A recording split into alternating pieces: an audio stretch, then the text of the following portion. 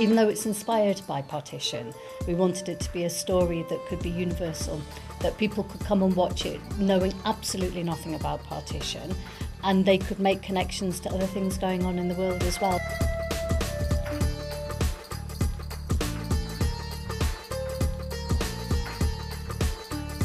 Vultures, in their behaviours, sometimes they're playful, they're humorous, they're strange to watch. Sometimes when they're flying, they're really beautiful in the sky.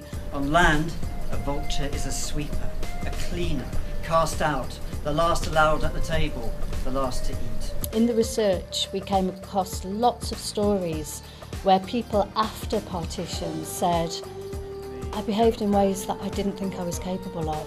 I did things that I don't know why I behaved in that way. I didn't know I had it in me. And they were almost a bit confused or bewildered that they'd actually been able to do these sometimes really horrific things and sometimes incredibly brave things.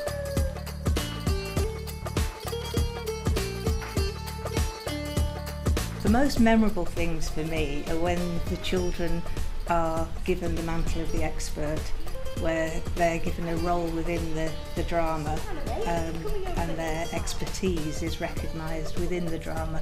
But I think in general and increasingly with our intergenerational work, that this notion of creating spaces in our so-called democracy where we have to learn to listen to each other, we have to learn to think out of the box, to take risks and to dare to try and define the world. Do you think that this is a story that we should be telling today? Often when you grow up with either a Muslim or a Sikh or a Hindu family, they only tell you one side of it, and for me that happened.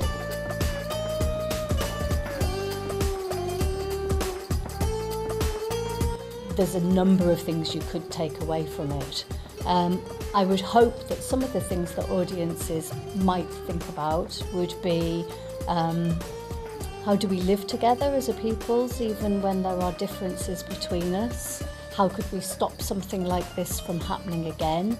Why did neighbour turn upon neighbour? Because we still see things like that happening today. So I would hope that there'd be some lessons in there.